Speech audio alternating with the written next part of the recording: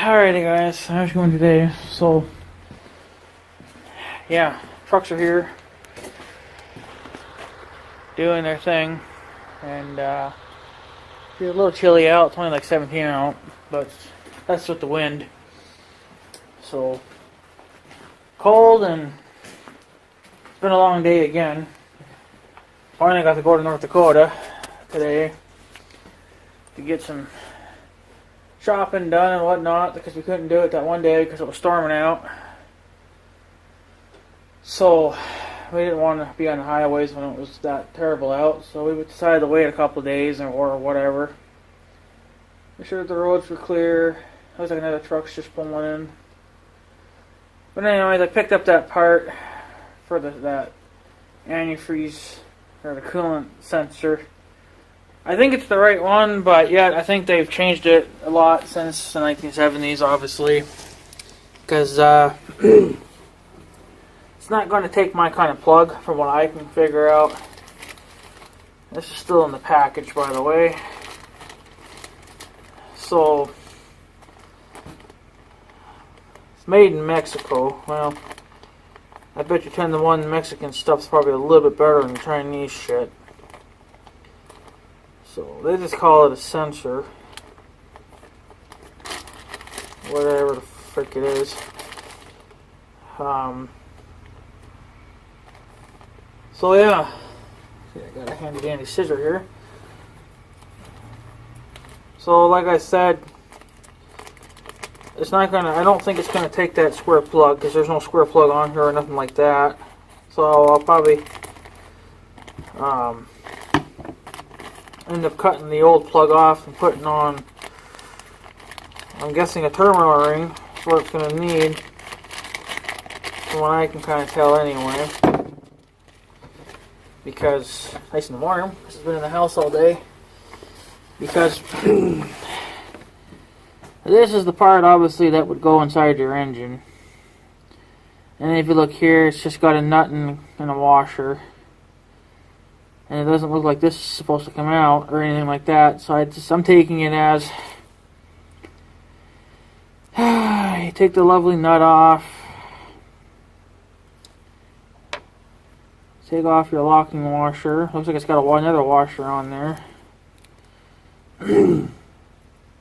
I'll probably just end up leaving that one there. I don't know, but if I can get it, yeah, they're not gonna play nice. So I guess you leave that one washer on. I'm guessing it just takes a terminal ring. Because it doesn't look like it's supposed to come out. And it's probably not going to focus on that, because there's too much other crap for it to focus on. So I guess just take it as it is, whatever. So I'm guessing you leave the washer on. I'm guessing. I'll figure it out, I guess, whenever I decide to put it in. Put the washer on.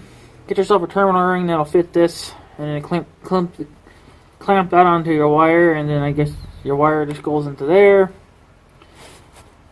And then you put your locking nut on. If I can get it on. This is a locking washer. Okay, and then you put your nut on. That's what I'm guessing. So they don't have that simple plug anymore like I was hoping. Apparently it's the right part number. You know, it's just that they change stuff, you know. It's no longer done the way it should be done.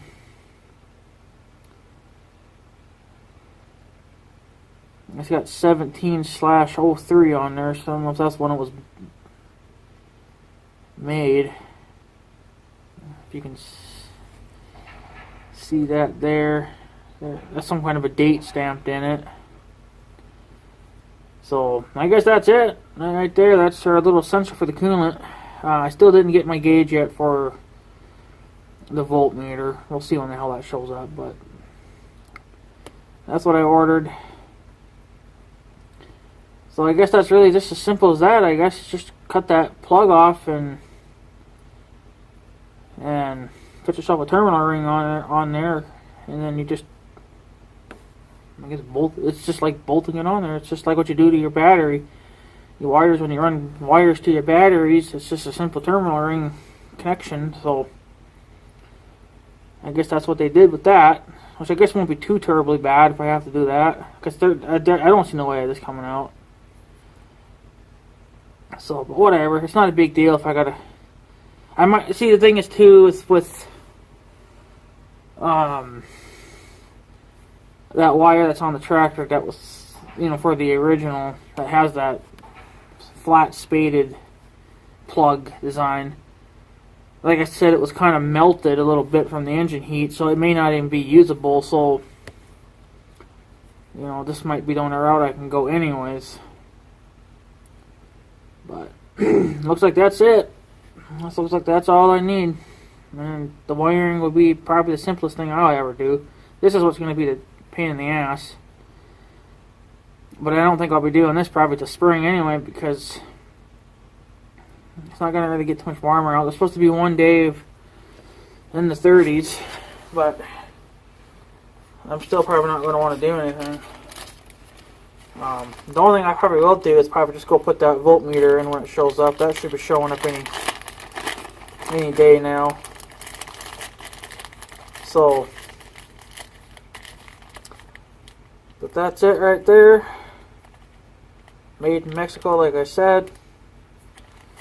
So I guess that's what I have to do, is just cut that old connector off, that flat spaded thingy, and just put on a terminal ring. Which I guess it won't be too bad if I got to do that. So, but if that looks like it's the right one to you guys, let me know. But that's that was the part number I got, or somebody gave it to me, whatever. So, doesn't even say what kind of sensor it is. It just says sensor. So, but I guess you should know this by the part number. But this is supposed to be that coolant sensor. So, the only thing I have to order now would be the oil pressure sensor, and I think I might have seen a glimpse of it in a video. I need to actually find a video on these tractors and see what they kind of look like. I got the part number for that, I believe, too. So, but I got that too late in the week, and it was too late to order it. So, and this small thing here shouldn't be costing me $45 or $46 or whatever. This should be like a $15 part. So, I probably could have gotten it. I probably could have gotten this cheaper on eBay, or even Amazon or something. But that's where I found that gauge. I found that voltmeter gauge on eBay, and it was a brand new one, and he only wanted $30 for it. Compared to Case IH, they want $130, which is way too much for a tiny little thing like that. I don't know why Case IH needs to charge so much for these parts. They make plenty of damn money anyway. So, if they didn't make that much money, they wouldn't be in business either. So, and it seems kind of like every time I go to Case IH, at least my dealer anyway, there's always somebody there buying something, so that Case IH gets business. Even the one that I went to, mine's not a huge dealer, it's kind of a small dealer, but they still, can get parts, obviously, and they still hold some equipment. They got quite a few brand new combines and stuff sitting there, so that was kind of neat to look at. They even had one running. I don't know if somebody bought it or if it was in the shop for maintenance or what. It looked like it was fairly new, so I don't know, but they got a lot of nice stuff, just like what's funny is that my John Deere dealers probably about the same size as them, and John Deere has more shit sitting on their lot than Case IH does. But I don't know, maybe Case IH doesn't. This dealer anyway, maybe they don't want to hold very much inventory. I don't know. I mean, I guess whatever works for them. I mean, even if they didn't have what you wanted, they could order it anyway. Like if you wanted a special tractor or something for row crop or heavy tillage work, I'm sure you could go to them and they would tell you, and they would even probably order you one. That's what they're there for. Is you can go to them for anything. So just because they're small doesn't mean they can't get the big stuff in for you. So, but yeah, I'll wait for that gauge to show up. That might show up this week. I don't know. I doubt it. It should though, because I think I ordered it on a Monday. It'll either come Friday or Saturday. I'm going to check I think they said the 8th, but I wasn't 100% sure on that. So I'm going to have to go back and look again, but whatever. It's no big deal. The only problem with that new gauge that I ordered, it looks like those little freaking, what do you call them, stupid things, those little probie stick things that stick out the back of them. On this one, they seemed a lot longer than the ones that were on the old ones, so I may have to cut them. I don't know. I'll see, but if I got to cut them, well, I got an angle grinder that can shoot right through them, so no problem there. But yeah, and then I have to order that oil pressure sensor, and I think I might have seen, I might have glanced at it through a video or something one time, but I really need to find a video that shows an engine really good. But I think it was just like a little black round thing. It almost looked like it's where a little small fuel filter would go, kind of like what's on my John Deere, my little mower. That fuel filter. I don't have the old ones up at the garage, but it looks a little something like that, but maybe a little bit smaller. It's kind of shaped like that. If you guys know if you have an X700 series or even a 500 series John Deere mower, you got to change those fuel filters out, or they're on the side of the motor there.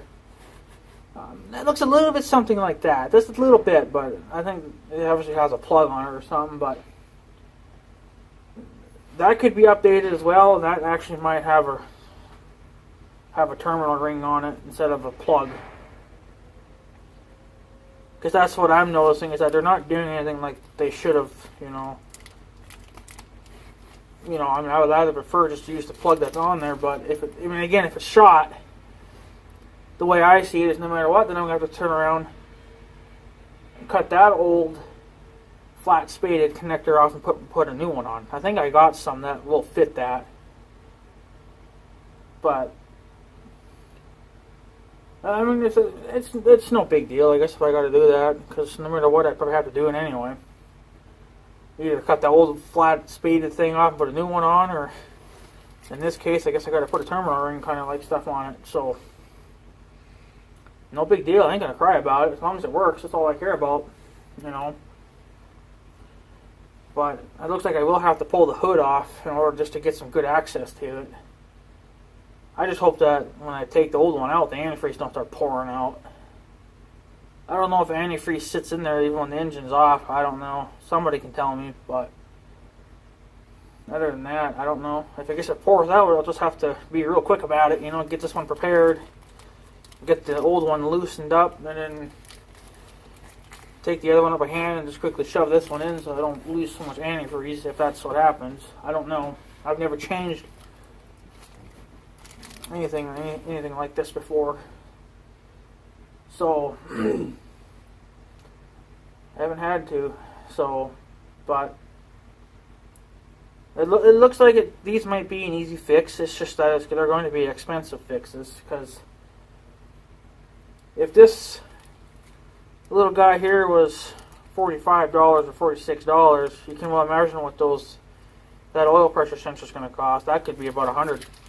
All the hell I know, because it's slightly bigger than this, it looks like, from what I kind of glanced at through a video. But yeah, it is what it is. So And I think that part number is right. I don't know. I think Crazy JD Kid gave me that for the oil pressure sensor. I think I was able to get that typed in onto the Case IH website, and it showed up as an oil pressure sender, whatever the hell they call it. So I think it is correct. It's I don't know what it's going to cost me. I don't know. Because I looked that up on Case IH's website. I didn't call them or anything. So that'll probably be next month. But I'm glad that it's something a little, simple. But I'm okay with it. As long as it's nothing major.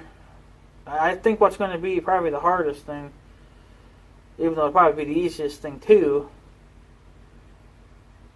The hardest thing that I can think that will probably end up being is probably the headliner when I want to replace the headliner. That's probably going to require 2 people, and that's going to take a few days probably. It's going to probably take a day or 2 to even remove the old shit and clean it up. But I ain't going to do that until I order the new headliner, And that's what's going to be expensive. But you can get that actually cheap on Northern Tool. It's almost about the same as if you were to order from K&M, but whatever.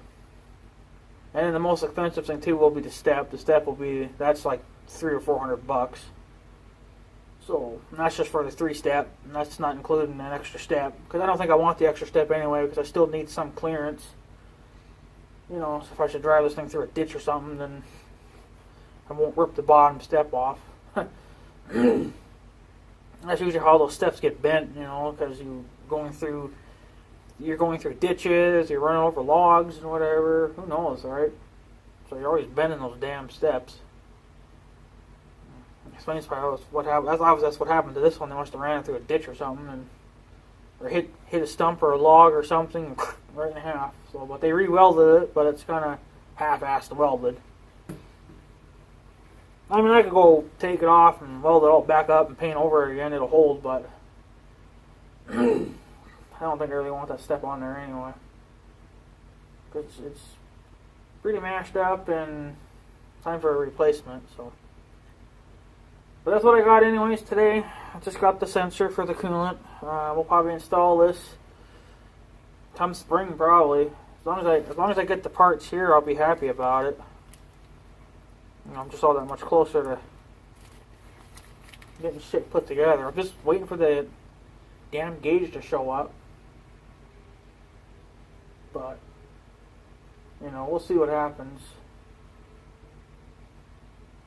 Fuel gauge or the oil or the voltmeter should show up pretty soon though, but it is what it is, alright? So, but I guess that's pretty much it. I'll make a video on the voltmeter when it gets here, you guys know what they look like, and then I'll probably just go pop it in or whatever, put that all back together, and we should be done there pretty much for the most part, and then probably end up plugging the tractor in, hooking the battery tenders up, checking the batteries, and then plug it in a couple days afterwards, or a day after, or whatever, and plug it in for a few hours, and then we'll probably do a cold start on that, because it's getting to be about that time again. But yeah, we just got home from North Dakota probably, I don't know, a couple hours ago. We had to make an extra trip to find another vet. You guys don't know this, or not, you guys probably don't know this, but the vet that we used to go to, they're not, well, they're, what, maybe 40 minutes away on the North Dakota side.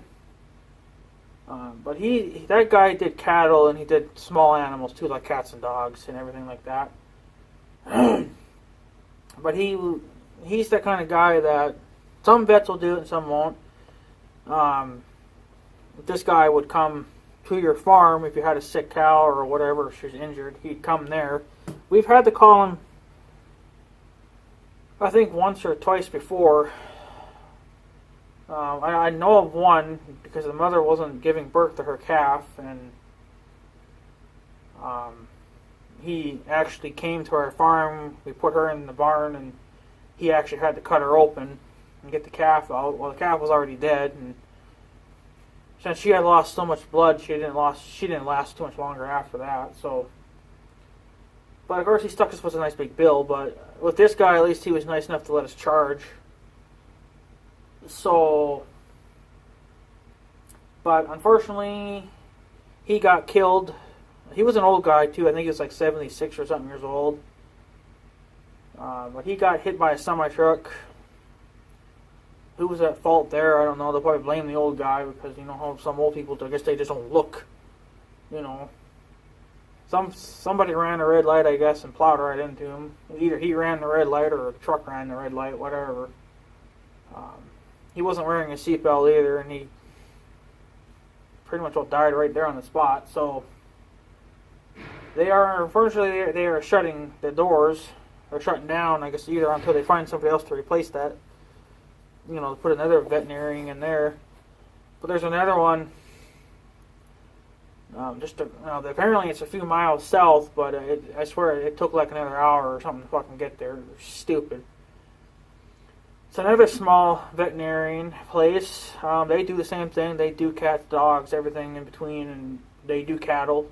And I guess they will come to your farm too if you have issues. It's going to be a long haul, but for them, but it is what it is. My grandma just wanted to know where it was at exactly, so if she ever had an emergency, she'd know where to go and not have to fuck around. So we took 2 hours out of her day figuring that out. I even had to use the GPS system on my phone to even find the fucking town, just to make sure we knew where the hell we were going. Because I didn't know where the hell we were going, because I'd never been to that other town, so it was all new territory for me. But we found the vet, so we already kind of know the lady that runs this one now, because she actually has come up a few times when the that old guy was needing help. So, but unfortunately he got killed, so there's still one veterinarian place in that one town. But they don't do cattle, they only do cats and dogs and stuff like that. So they don't deal with cattle, so they're useless to us. So luckily we found one that deals with cattle as well, in case we should need them in the future. And if you're in the cattle business, you probably will need them in the future. So, but we just got home after doing all that driving, doing some grocery shopping and all this stuff, right? I didn't notice it, but my grandma, after she had went home, and I didn't notice it or anything, but when she got home, she called and she wanted to know what happened to one of her keys. She had lost one of her spare keys to the car, and I was like, "No, you gave me the spare key. I stuck it in the damn ignition, turned it on. And the other one was still in her pocket. She carries 2 keys with her, the main key and a fucking spare, which is a good thing to do, but I don't like the spare key because it's too small. I like the big factory ones because they got the big rubber grips on them. Big Red had it too, but it was rubber, and the rubber started failing, and now it's just falling off. So whatever. So she was calling about the key and whatever, and I told her, and she's like, "Oh, I got a flat tire on the car." And she was already luckily she was already home. So they just took the tire right now out to the gas station over there where I get my diesel fuel from. They're gonna put a new tire on it tomorrow. They're not gonna do it tonight because I guess they close at a certain time, obviously. So I think they close at 5 or 5:30. I think they would have had time to do it, but I don't remember. I don't know what time they close. But I think you can drop off tires and stuff there too. Like you have to call, and then you can just drive out there and leave it there, and then they'll deal with it in the morning. But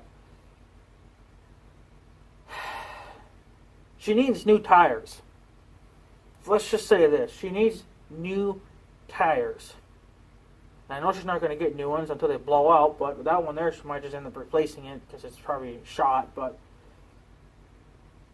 how all 4 tires didn't blow at once, I don't know, because they are so bald.